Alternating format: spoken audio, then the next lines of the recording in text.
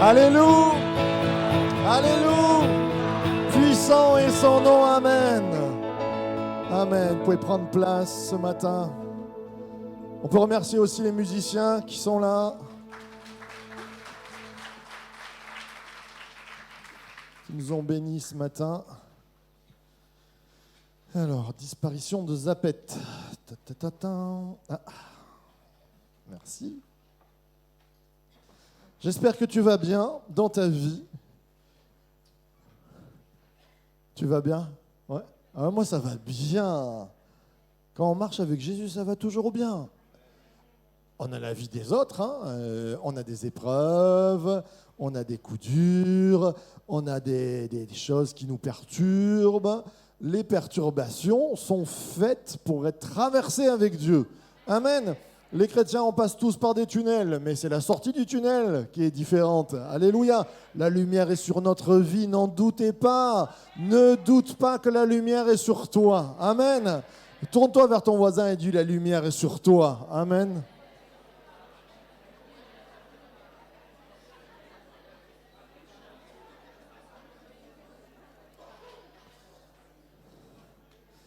Franck, tu es lumineux ce matin. Tu es luisant. Alors, nous arrivons bientôt à la fin, mais ce n'est pas la fin encore. Ça sera la semaine prochaine, nous aurons des baptêmes. Amen. Moi, quand on me dit comment va ton église, je dis on baptise. Et quand on baptise, ça veut dire il y a la vie, il y a de l'enfantement, il y a des nouvelles naissances. Alléluia, c'est super. Et il y a des jeunes, des moins jeunes, des anciens qui se baptisent. C'est juste gloire à Dieu pour ce qui se passe. Le fruit de la vie, eh bien, c'est la naissance. Et nous en avons. Et merci Seigneur pour l'Église. Nous sommes fiers d'être religieux. Amen. Et alors, oulala, ceux qui viennent de débarquer sur cette thématique, oui, on va le voir ensemble. Nous sommes fiers d'être religieux. On arrive au cinquième cinquième volet. Il est là, sixième volet. On en aura 7. On terminera la semaine prochaine. Et avec toutes ces photos qui sont prises, il y a un panel des gens qui sont là, un panel d'adorateurs, un panel de personnes qui participent à la vie de l'Église, des gens que nous ne voyons pas ce matin, par exemple, qui sont ce matin à l'école du dimanche, le Caté Club. Là, il y a toute une équipe qui est en haut. Vous ne voyez pas mon épouse, par exemple, vous ne voyez pas Timothée. Ils sont là-haut, ils sont en train de tout donner. Ils aimeraient être là, ils aimeraient se régaler, mais ils donnent une part pour que nos enfants soient enseignés, pour que nos enfants ne s'ennuient pas dans les réunions, mais qu'ils soient là-haut. Il y a quelque chose de spécial pour eux. C'est juste tellement bon. Je bénis le Seigneur pour le Caté Club. Je bénis le Seigneur pour la jeunesse. Ce matin, il y a un tout petit peu de moins de jeunes. C'est normal, ils sont en camp de jeunes. Ils sont partis en camp de jeunes. C'est juste waouh. Il y a pour les camps de jeunes. Je bénis le Seigneur pour le ménage. L'église est propre. Vous n'avez pas fait attention. Certains sont allés au WC. Certains, vous rentrez dans l'église, il n'y a pas de papier parce qu'il y a une équipe de ménage. Merci à l'équipe de ménage. On peut remercier tous ceux qui, au quotidien, font que cette église avance. Merci pour l'accueil, les grands costauds.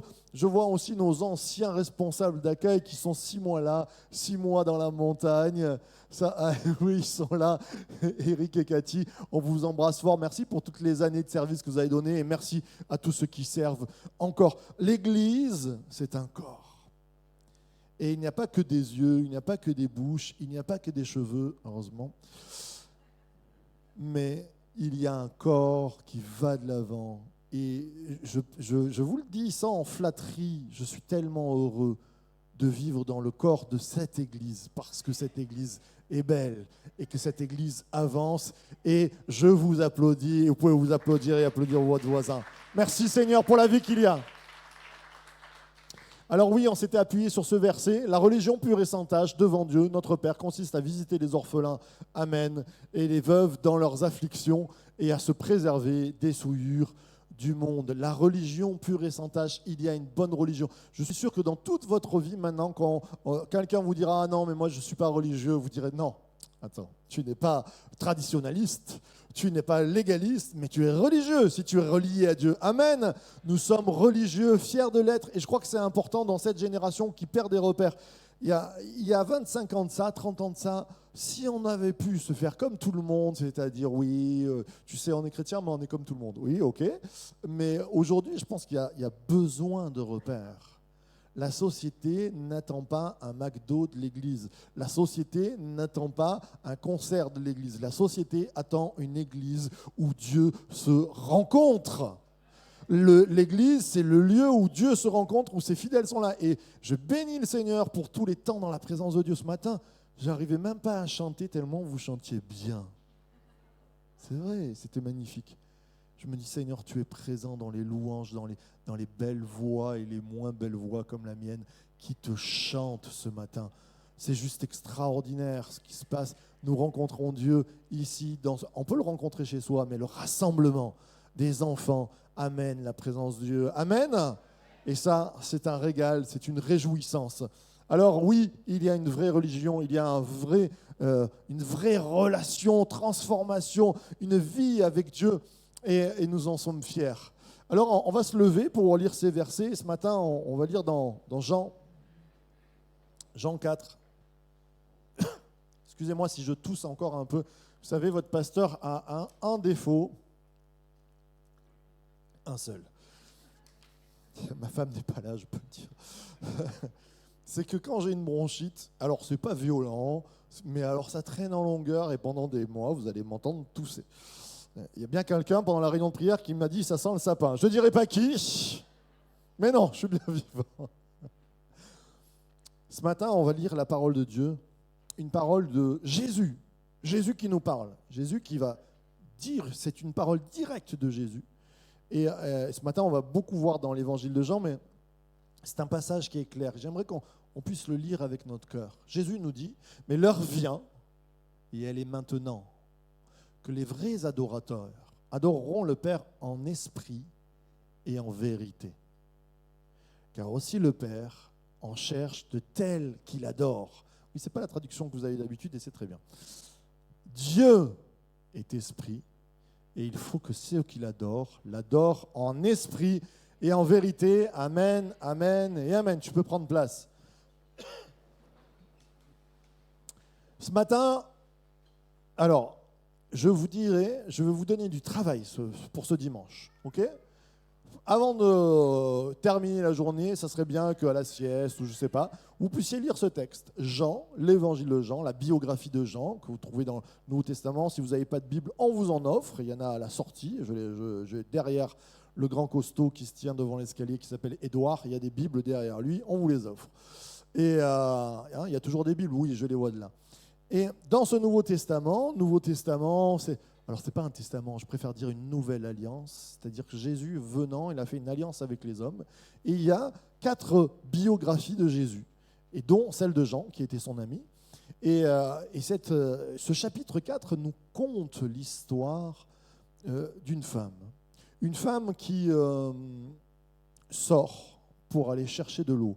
On est en Israël, il y a 2000 ans de ça. Puis on est au nord d'Israël. Vous savez, loin de la capitale.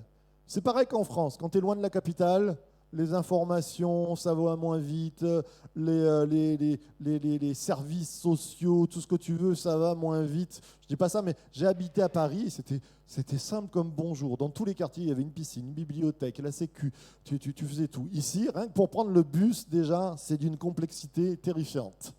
Merci Seigneur, ça va mieux, et merci Seigneur pour nos mères qui travaillent à ce que ça aille bien. Mais c'est vrai que quand tu es à la capitale, souvent, ça va bien. Et bien là, on est loin de la capitale. On est dans le nord, dans la Samarie.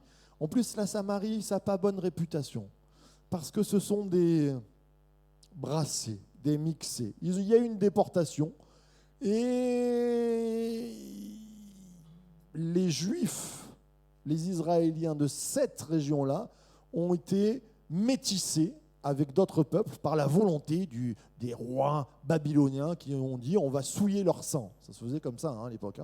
Donc ils ont été mixés. Donc les Samaritains, ce n'est pas des vrais Juifs, ce n'est pas des Israéliens pour les vrais de vrais, les puristes. C'est des métis, pour ne pas dire autre chose, des mauvais mots.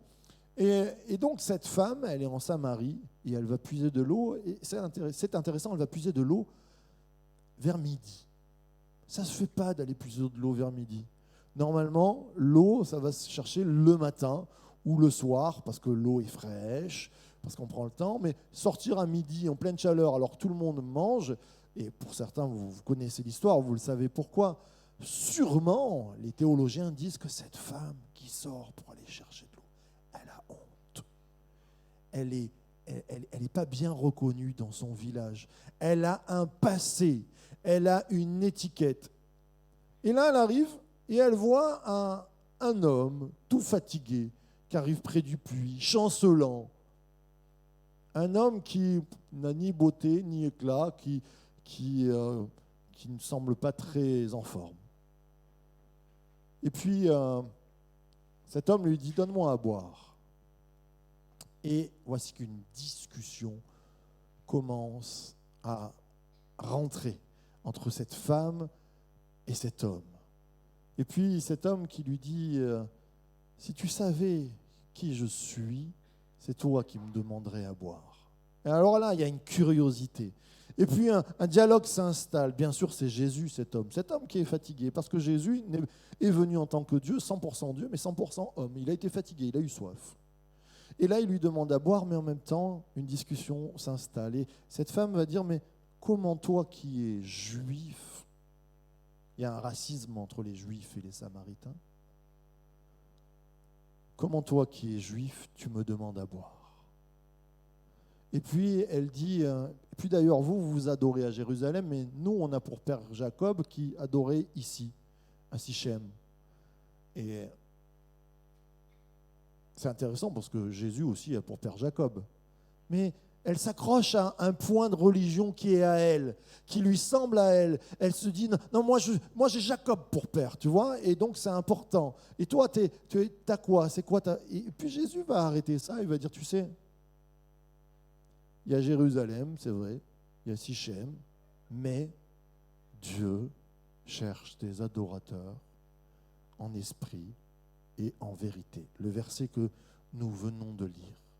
Et ce matin, j'aimerais vous amener plus loin, vous sortir de ce contexte où cette femme va découvrir Jésus. Et elle va dire, mais nous attendons le Messie. Et Jésus va lui dire, et c'est très rare qu'il le dise, il lui dit, je suis ton Messie. Je vous rappelle Messie, qui veut dire c'est loin, celui qui vient te sauver, celui qui vient transformer ta vie. Et Jésus va lui dire, et ton mari? Et elle va lui dire, non, je n'ai pas de mari. Il lui dit, oh, c'est bien, tu es dans la vérité, tu n'as pas menti, parce que tu as eu 5 maris, et l'homme avec qui tu es, ce n'est pas ton mari. Oh, révélation de Dieu. Dieu, elle reconnaît la révélation du Christ, et elle dit, oh, il connaît. Alors elle part, c'est la première évangéliste presque de toute la Samarie, et elle va de porte à porte en disant, cet homme-là m'a dit toute ma vie, il y a une source en lui. J'aimerais te dire, voilà, ce matin, que nous adorons le Christ et nous venons devant le Christ qui nous donne la vie ce matin. J'aimerais te dire, peut-être c'est la première fois que tu viens ce matin, mais il y a une vie pour toi. Peut-être c'est la 1000e fois que tu viens, mais il y a une vie aussi pour toi. Alors ce matin, nous allons voir relier, c'est notre thématique de ce matin, on est religieux, on est relié, on est rentré en relation pour adorer. Alors, vous allez me dire, oui, non, mais Marc, moi, je connais l'adoration. Vous savez, j'ai été jeune, j'ai été responsable de louange et j'ai parlé de l'adoration, on a disséqué l'adoration. Sauf que quelquefois, on s'est non pas trompé, mais on a été, on n'a pas été exhaustif. C'est-à-dire qu'on est resté sur... Quand je parle aux gens de l'adoration, ils disent, des fois même, il y a des gens qui disent, mais les autres, ils ne savent pas ce que c'est adorer. Moi, je sais ce que c'est l'adoration. Aujourd'hui, cette génération, ils ne savent pas ce que c'est. Il y a souvent des conflits de génération, d'ailleurs, sur l'adoration. Et pour les pentecôtistes que nous sommes une église pentecôtiste, souvent l'adoration, si dans notre tête, c'est passer un temps devant Dieu et avoir une révélation dans sa présence de qui il est. Et là, il y a quelque chose de comme transcendant, quelque chose de illuminant notre vie. C'est un moment clé, un peu comme le baptême du Saint-Esprit et l'adoration. C'est rentrer, j'ai souvent entendu ça, dans la présence de Dieu. Sauf que j'aimerais te dire que ce n'est pas que ça. Je ne dis pas que ce n'est pas ça. Mais que l'expérience pentecôtiste, pentecôtisante, charismatique, d'être dans la présence de Dieu, et il y a des églises, et c'est très bien, je suis pas en train, mais qui ne cherchent que la puissance, le moment du Saint-Esprit, et il nous le faut, mais ce n'est pas que ça. Et on le voit au travers de Jésus. Si vous regardez quand Jésus parle d'adoration, ben, il ne parle pas trop de ce moment transcendant, ce moment de louange très forte, adoration, que nous voyons en adoration. Pour lui, Jésus va dire, c'est entre guillemets, un style de vie, c'est la vie du croyant. Dieu va chercher des adorateurs en esprit et en vérité. Il va comparer ça aux faux adorateurs qui se disent ou de Sichem ou de Jérusalem, c'est-à-dire d'une tradition, c'est-à-dire d'une catégorie de croyants qui se disent de dogmes, mais qui ne sont pas forcément reliés au Père. Et ce matin, c'est là où je veux nous amener.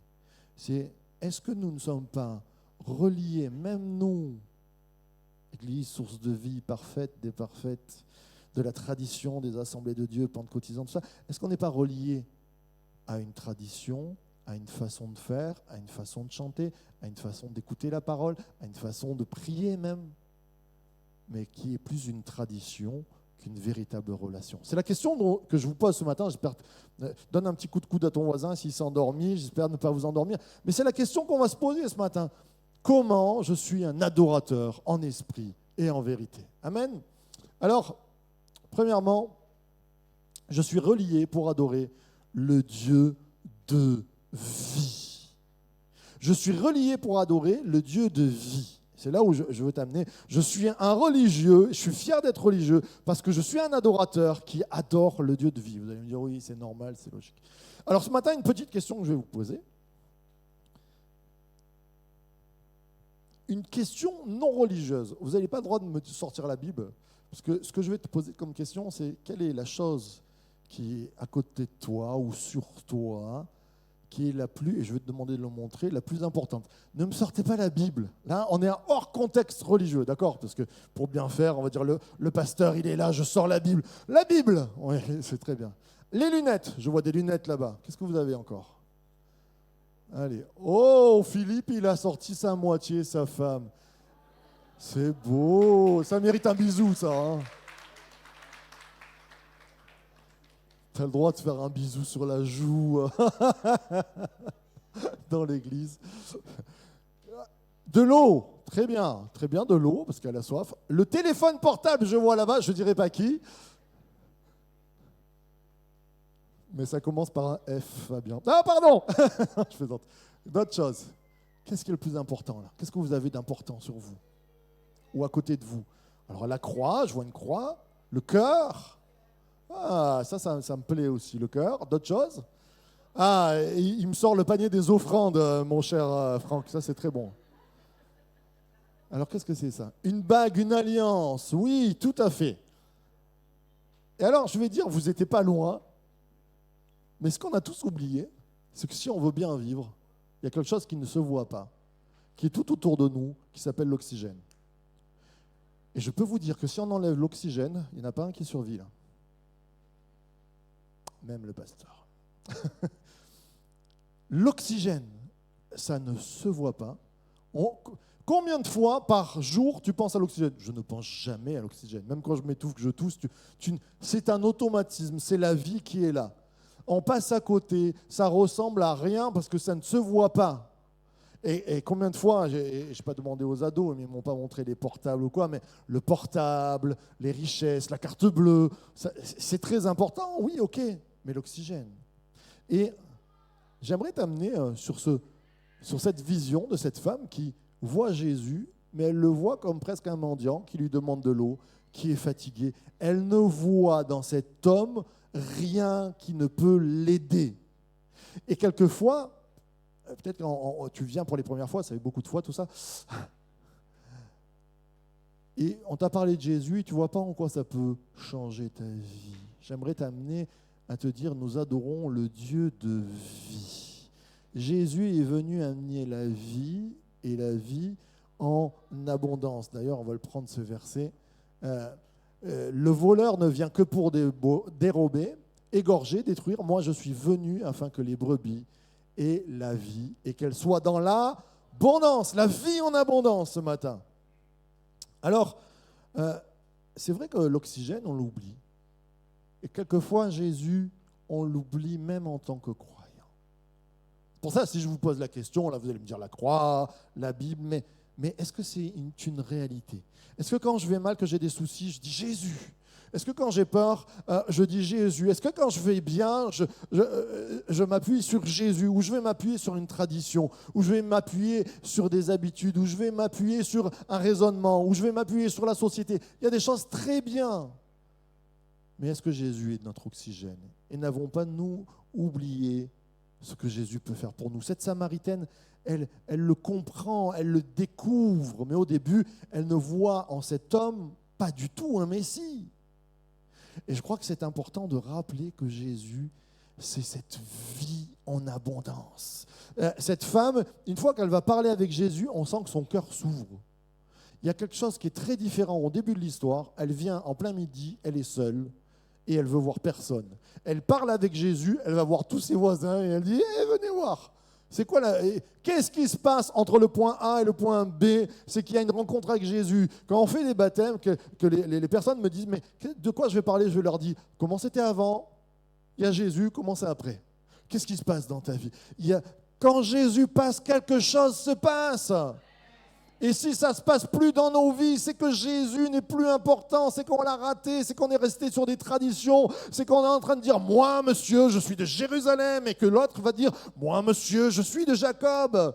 Et Jésus, au milieu, il est oublié. Et là, on n'est plus des adorateurs en esprit et en vérité. Je suis fier d'être religieux et d'adorer, d'être relié à ce Dieu de vie. Ça ne sert à rien d'avoir une religion si tu n'es pas relié à ce Dieu de vie. Et je te pose la question, je me pose la question, est-ce qu'il y a la vie encore en moi? Ça se sent, hein, ça fait toute la différence. Hein. Cette femme-là, le lendemain matin, elle a eu envie de se lever. Hein.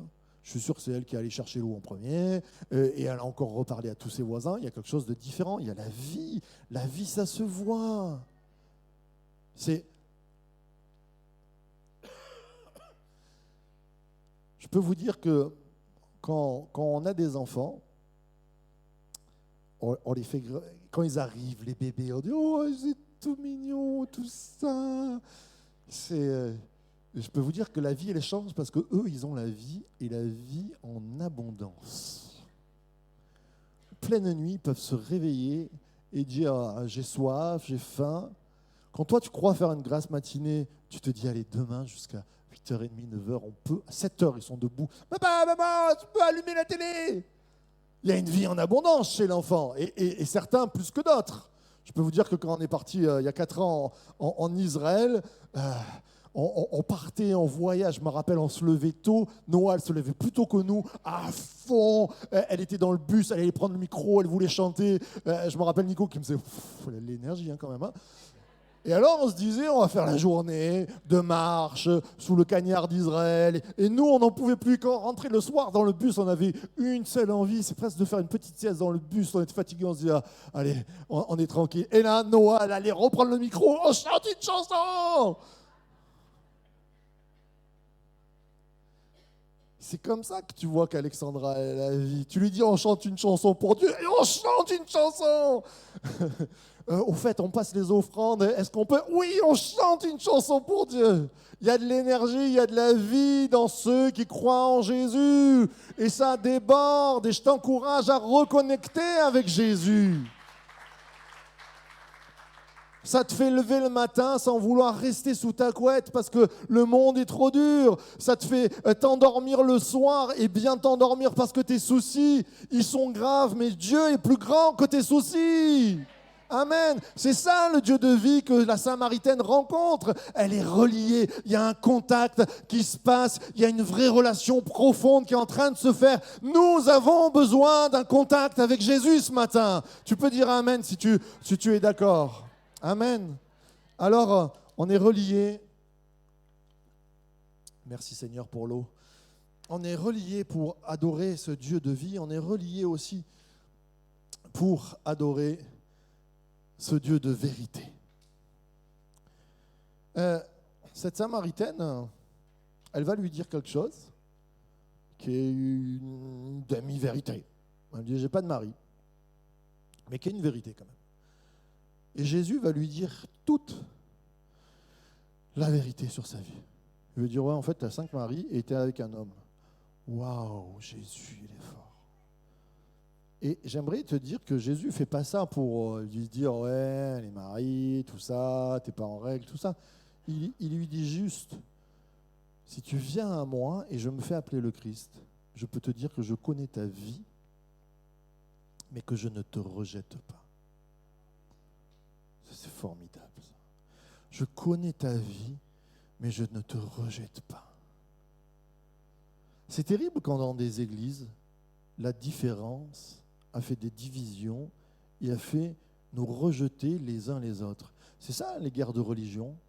Et là, la Samaritaine, elle part sur ce rapport-là. Elle dit, toi, tu es un juif de Jérusalem, moi, je suis une Samaritaine. Normalement, il y a du racisme, normalement, il y a de la colère entre nous, normalement, Jésus dit, mais on n'est plus sur ce rapport-là, puisque moi, j'adore en esprit et en vérité. Et je connais ta vie, mais je crois que Jésus peut faire des choses extraordinaires au travers de toi. Et ça, ce matin, c'est ce que le message du Christ nous laisse passer. Oui, il connaît notre vie, mais oui, il nous tend la main et il dit, viens boire de l'eau ce matin, ça va changer ta vie. Il est le Dieu de la vérité. Et je crois que quand on s'approche de Dieu, on découvre ce Dieu de vérité. Alors la vérité, ce n'est pas une vérité pour dire un jugement, c'est une vérité qui libère. Ça, c'est intéressant. La façon de penser de Dieu n'est pas la nôtre. Nous, quand on dit vérité, on se dit aïe, aïe, aïe, qu'est-ce qu'on va découvrir? Non, Jésus il dit la vérité, c'est la liberté. Et je crois que c'est important que nous, dans notre cœur, on puisse dire Seigneur, tu es le Dieu qui nous conduit dans la vérité. Il y a quelque chose d'absolu, de fort dans ce discours de Jésus. Et j'aimerais lire ce verset qui est encore dans Jean. Alors il dit aux Juifs qui avaient cru en lui, si vous demeurez dans ma parole, vous êtes vraiment mes disciples. Vous connaîtrez la vérité et la vérité vous rendra libre. Et là, tu sais, des fois on a soif de vérité, j'ai envie de te dire, si tu veux toute la vérité, va voir Jésus. C'est lui la vérité. Il est la vérité absolue et il nous donne un petit conseil, il nous dit, va dans la parole et tu vas trouver la vérité. Alors tu vas me dire, oui Marc, tu me parles qu'on est fier d'être religieux, mais on n'est pas traditionnaliste, lire la Bible c'est un peu des traditions. Non, c'est pas une tradition, ça c'est le point de connexion. Je suis fier d'être religieux et d'adorer le Dieu de vérité, c'est-à-dire le Dieu de la parole de Dieu. Tu ne peux pas connaître la vérité si tu ne connais pas le langage. Imagine-toi, tu ne connais pas la langue et quelqu'un est en train de te parler, tu ne sais pas s'il te ment, s'il te dit la vérité. Le langage, l'alphabet de Dieu, il est au travers de sa parole. Sa parole, c'est la Bible. Quand le Christ, lui qui a ressuscité les morts, nous dit la parole, c'est la vérité, ça serait dommage de ne pas la lire. Et ça serait dommage de ne pas la vivre. Ce serait dommage de ne pas s'éduquer au travers de la parole de Dieu. Pourquoi je vous amène à ça? Parce que bien souvent, la vérité, on pense que c'est dire, je ne dis pas de mensonge, je dis la vérité, nanana, nanana. Mais en fait, Dieu veut nous amener plus loin dans son message de vie et de vérité et d'adoration. Comme l'adoration n'est pas simplement louer le Seigneur et voir le Seigneur. On va voir ensemble que adorer Dieu, c'est faire confiance dans qui il est, dans le Dieu de vie. Adorer Dieu, c'est faire confiance dans sa parole. Il vient de nous le dire, sa parole est la vérité et elle peut nous rendre libres. Je vous amène là parce que Oh, j'ai un dada depuis quelque temps, et encore plus quand j'ai fait le thème sur l'Apocalypse. Ce dada, c'est ce qui va nous empêcher de vivre la vérité. Ce qui va venir comme un filtre entre nous et Dieu et dans toute notre vie pour nous empêcher de vivre cette relation et d'être dans le mensonge. Et là, c'est un point important que j'ai amené dans mon étude sur l'Apocalypse.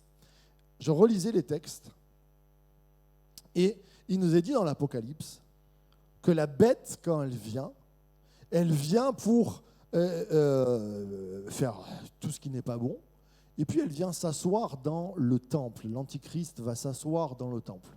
Et vous connaissez ma position, pour ceux certains attendent la reconstruction d'un troisième temple, et moi je pense que le troisième temple, c'est l'Église, c'est nous. Et là, il y a une difficulté de se dire, mais comment Satan, l'Antichrist, la bête, va s'asseoir dans l'Église? C'est quoi l'histoire? Alors, c'est une fausse Église, mais non. Là, il nous est parlé du temple de Dieu. Et je crois que c'est très important. Ce que je vais vous dire, c'est que je crois que la bête, et il nous est dit qu'il lui a été donné, à un moment donné dans l'Apocalypse, d'animer la bête. Il y a des images animées de la bête qui viennent et qui s'assoient dans le temple, qui viennent frapper fort. Et là, je prends mon téléphone portable pour ceux qui ont suivi. Et je viens vous parler très, très sérieusement. Là, il y a un point où réveille ton voisin pour lui dire, là, c'est très, très, très, très sérieux. Voici, il est dit, il y a le mystère de la marque de la bête. Et voici la marque de la bête, c'est 666. Ok, vous êtes tous là, vous l'avez tous lu, le monde s'en empare, des fois, c'est cool, 666. C'est la marque de la bête. Et dans les mêmes versets où il est dit, il lui est donné de pouvoir animer les images de la bête. Très intéressant. Alors pour un jour, on a dit, la bête, c'est la télévision, tout ça. Je ne suis pas en train de vous dire que j'ai trouvé qui était la bête, l'antichrist et tout ça. Mais le 666 qui est donné, il est donné à un juif. La révélation, elle est donnée à Jean. Jean, il ne compte pas en chiffres arabes, c'est-à-dire comme nous, 1, 2, 3, 4, 5, 6. Le 6, vous avez un rond comme ça, avec une barre qui part en haut. Ce n'est pas sa vision des choses. Il ne le voit pas en grec, parce que bien sûr, l'Apocalypse va être écrite en grec, traduite comme si nous, on devait passer un message universel, tu l'écris en anglais, ok? Jean est un juif, c'est un hébreu. En hébreu, il n'y a pas de chiffres. Comment tu comptes les chiffres? Tu les comptes avec les lettres. Et donc la vision du chiffre de la bête qu'il a, elle est en hébreu. Quand Dieu s'adresse à lui, il ne va pas s'adresser en chinois ou en grec. La révélation qu'il a, la marque de la bête, ce qu'il voit, le 666, c'est son alpha, c'est ses chiffres à lui, c'est de l'hébreu. La 6e lettre en hébreu, c'est le vav. Vav, vav, vav. Si tu veux aller taper sur Internet en Israël, tu fais quoi? Tu mets vav, vav, vav. La 6e lettre, 666, qui a donné chez les Hébreux www.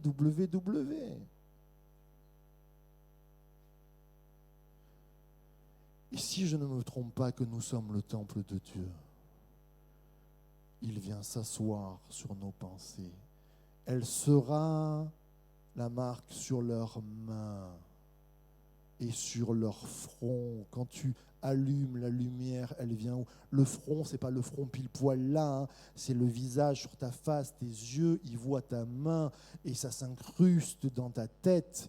Depuis que le WW... Écoutez, et je m'enflamme là-dessus, je peux me tromper et je dis c'est ma théorie, ok? Mais si j'étais Satan et que je me dis comment je peux détruire l'Église. J'envoie une bombe, je fais une persécution, l'Église se multiplie. À chaque persécution, l'Église se multiplie. Ça va de mieux en mieux. Non, Il faut que j'arrive à infecter son âme. Il faut que je m'assoie dans le temple. Nous sommes le temple du Saint-Esprit.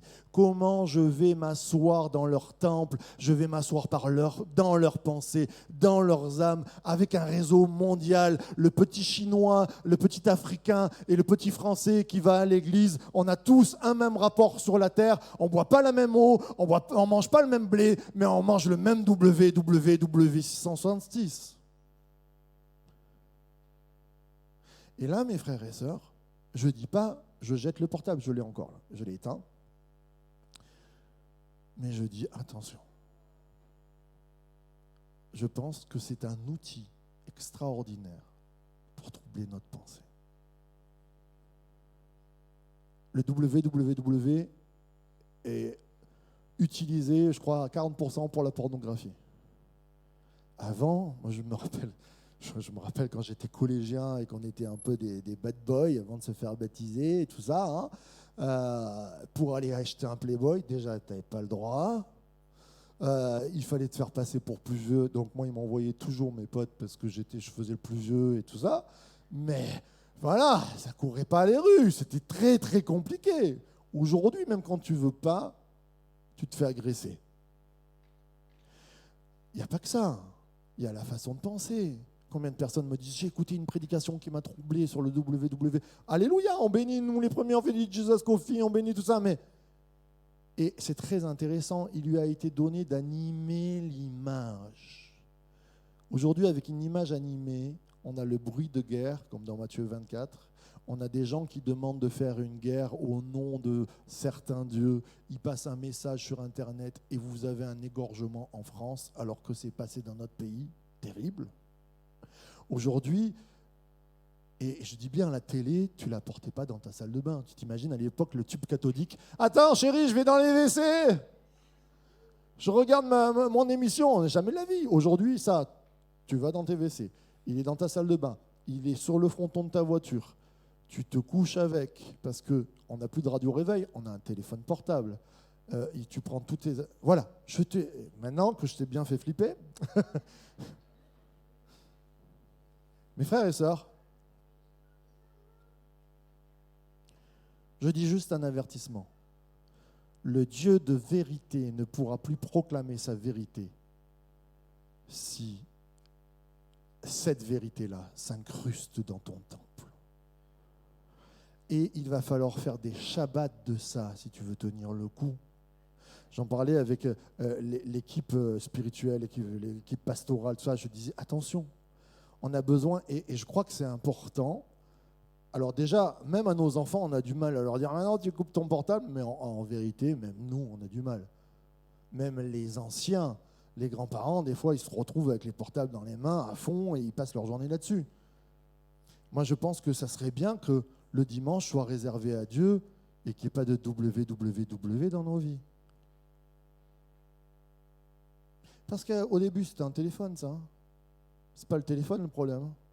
Je me rappelle en 2011, quand mes jeunes m'ont acheté, j'étais responsable jeunesse, et mon téléphone venait de se casser, ils m'ont acheté un téléphone portable, et on a tous rigolé en 2011 parce qu'ils m'ont dit « Et il fait Internet ». Aujourd'hui, 80% de l'Internet est regardé sur quoi? Le téléphone, dans ta main. Mes frères et sœurs, c'est hyper addictif. Même les scientifiques sont en train de le dire. C'est pas bon pour tes yeux, c'est pas bon pour ton âme. Je ne sais pas ce que tu regardes, mais même le flux intemporel, si tu regardes que BFM sur ton portable, même ça, c'est pas forcément bon. Regarde plus ta parole de Dieu. Combien de temps on passe? C'est fou. À l'époque, la télé, il y avait un 3h30 par jour de télé. Et donc, on arrivait à 24 heures. C'était un Shabbat de télé en moyenne pour toute la France. Ça, on est environ à 6-7 heures par jour sur les écrans. Si on cumule. C'est un truc de fou. C'est plus un Shabbat, c'est une vie. Et donc, mes frères et sœurs, je ne suis pas en train de dire jetez-les, brisez-les, quoique, ça ne vous fera pas de mal. Rappelez-vous, en 80, on vivait sans ça et on vivait aussi bien. À part quand tu tombais en panne sur l'autoroute, ouais, bon, ok. Mais combien de fois ça t'a servi quand tu es tombé en panne sur l'autoroute? 2 fois pour moi. Mais après, le reste du temps.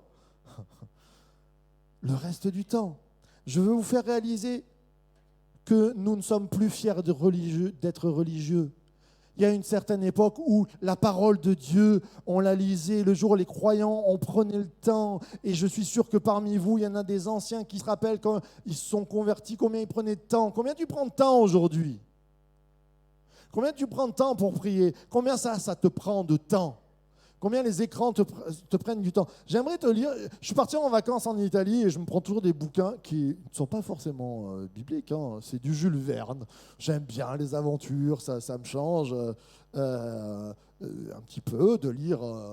On a le droit de faire des choses qui ne sont pas que, entre guillemets, autour de la Bible. Alléluia. Tu peux regarder un bon film, tu peux lire un bon bouquin. Et là, je lisais L'île mystérieuse qui a été écrit en 1875. Alors j'essaie de la page que je veux. Jules Verne est un Américain.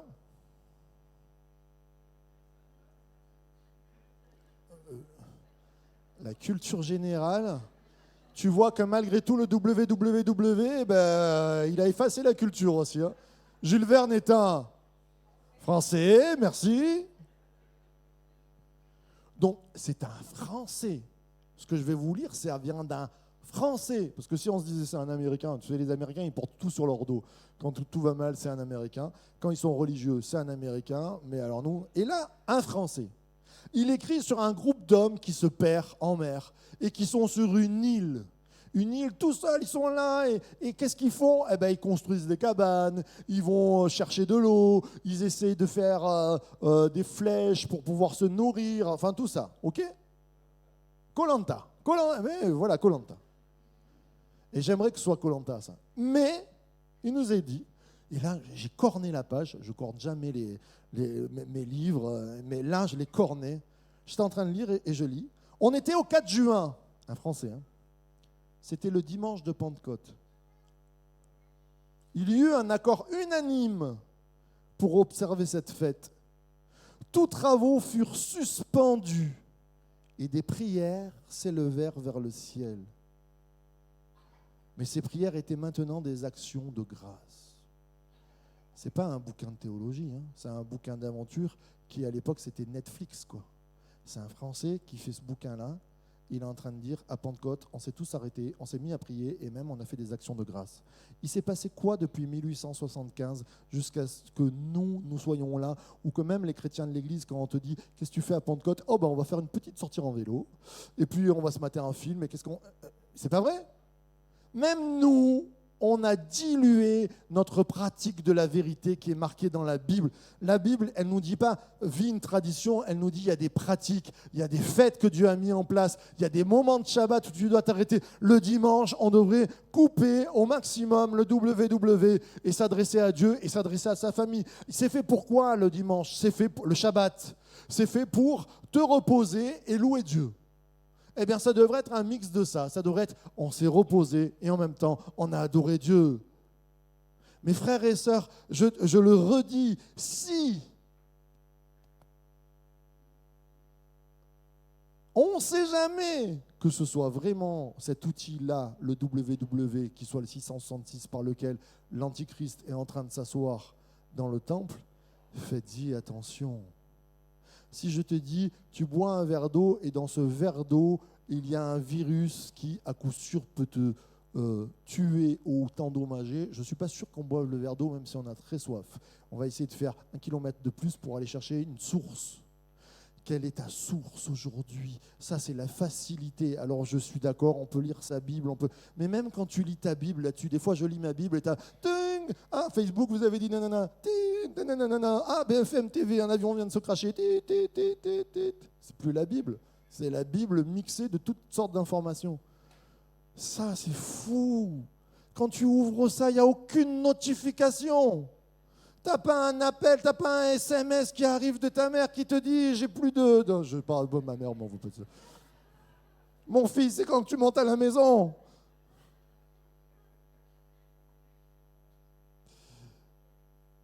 Ça n'a pas de notification, mais qu'est-ce que ça a la vie? Mes frères et sœurs, Je ne veux pas être alarmiste ce matin, je ne veux pas être comme David Wilkerson que j'aime particulièrement, mais qui dans les années 70 a dit il ne faut plus de télé, c'est ça. Tout. Oh, non, je ne vous dis pas ça, je t'ai pas ça. Mais combien de temps tu passes sur ta Bible, combien de temps tu passes avec Dieu? Parce que la vérité, en fait, c'est pas de dire, je ne vais pas te dire il faut que tu passes du temps. Non, ça ne sert à rien ça. Mais la connexion t'amène à la vie. C'est parce que tu es dans la vérité que tu peux transformer et être comme cette Samaritaine et avoir envie de chanter, avoir envie de témoigner, parce qu'il y a la vie qui passe. Et quand on passe là, ce n'est pas une obligation de le faire, mais si tu ne le fais pas, si à un moment donné tu ne fais pas Shabbat, si tu ne te reposes pas, si les fêtes que même Dieu a mis en place, on est plus à voyager, à dire on est des jours fériés, et on est dans le siècle du tourisme et aller voyager, et on fait péter la fête que Dieu a mis en place, c'est un drame. 1875, des hommes et des femmes en public le faisaient et nous-mêmes, on ne le fait plus. Seigneur, réveille-nous! J'arrête sur cette thématique-là. Troisième point, il est le Dieu, et ils se sont même endormis là-haut.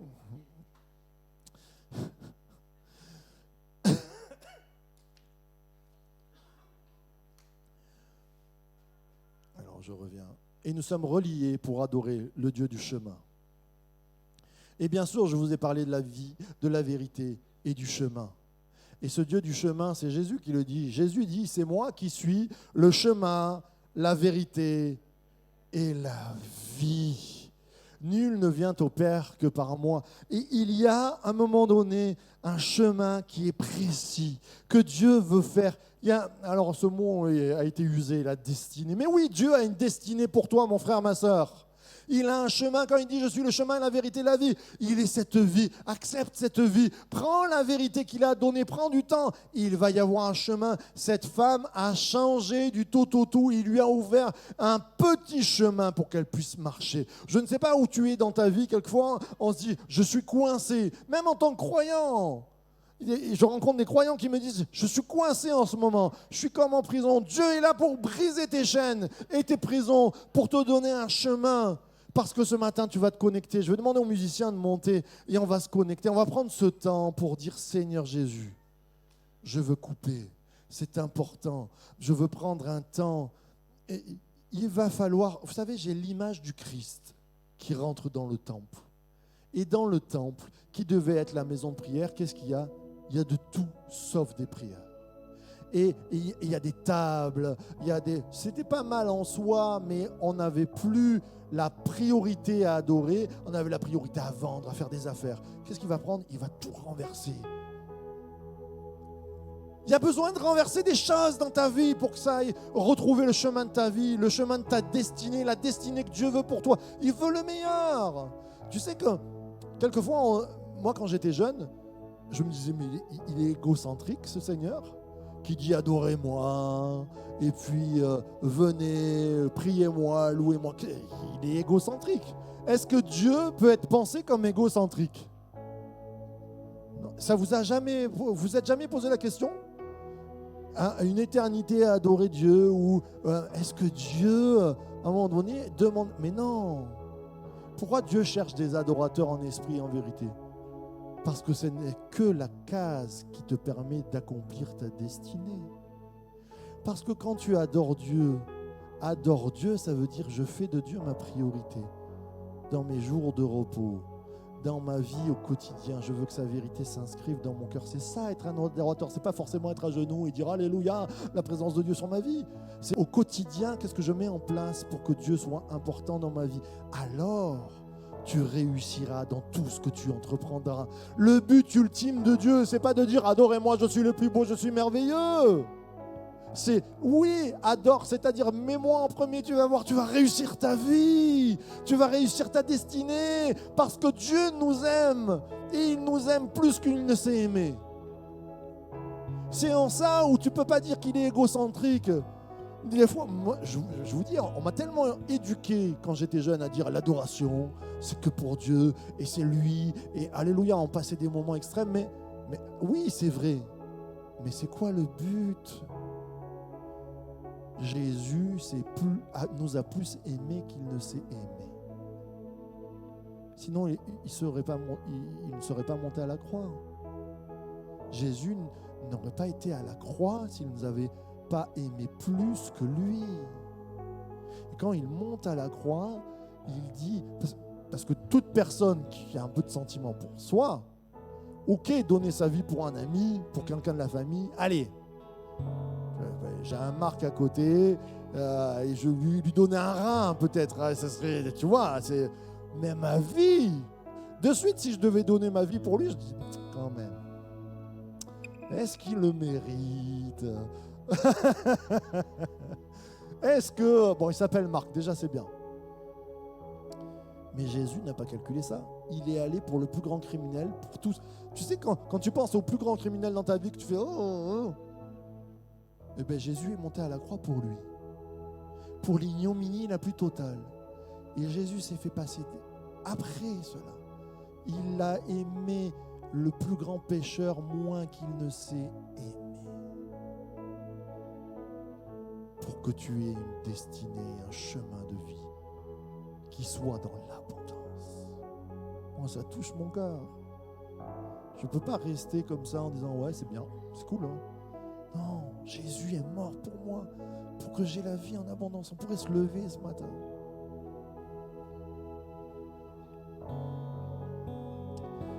Jésus, j'ai soif de ta présence. Jésus, je veux que tu m'inondes ce matin. Ce matin, on vient devant lui et on veut lui donner notre vie. On veut lui dire oui, je veux être fier de toi parce que toi tu as été fier de moi. Tu es monté à la croix. Avant que je ne puisse être honorable, tu m'as honoré. Plus que je t'aime, tu m'as aimé. Oh Seigneur Jésus. Ce matin, l'appel c'est juste donne ta vie. Tu es croyant depuis des années. Mais c'est pas grave, remets ta vie sur l'autel.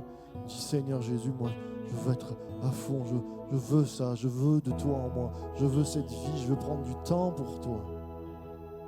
Puis il y a des amis qui n'ont plus de chemin, qui sont en cage ce matin, qui sont peut-être au bout de leur couple, au bout de leur vie, au bout de leur énergie, peut-être qu'ils sont malades. Alléluia, je connais un Jésus, un Messie, un Christ, un Sauveur qui a reçu l'onction pour te guérir, pour te redonner du courage, pour te redonner de l'énergie. Il est le Dieu qui est tout puissant, le Pantocrator, à lui toute la puissance. Alors ce matin, mon appel il est simple. Bien sûr, il est à renouveler, mais ça, tu peux chanter ce chant en disant « Seigneur, viens inonder mon cœur » et tu restes à ta place et tu dis « Jésus, je veux te redonner ma vie. » Mais ce matin, peut-être que tu as besoin de sortir d'une prison, tu as besoin de reprendre un chemin, tu es fatigué, viens sur le devant. Peut-être c'est la maladie, on va prier pour toi. Quand tu t'approches, tu dis « Moi, j'aimerais qu'on prie pour ça. » Et on va prier. Et le Dieu vivant qui a dit « Priez les uns pour les autres, imposez les mains aux malades et je les guérirai. » Alors, sur sa parole, nous le faisons ce matin. Nous ouvrons un couloir, un chemin nouveau. C'est ton moment, c'est ta minute, c'est le moment où tu récupères ta vie, où tu dis Seigneur, je te la donne, mais je vais récupérer, je vais revivre en toi parce que tu es le meilleur pour me faire réussir la vie. Alors viens sur le devant, on va prier et les autres, on adore Dieu et on dit Seigneur, j'ai soif de ta présence. Mon âme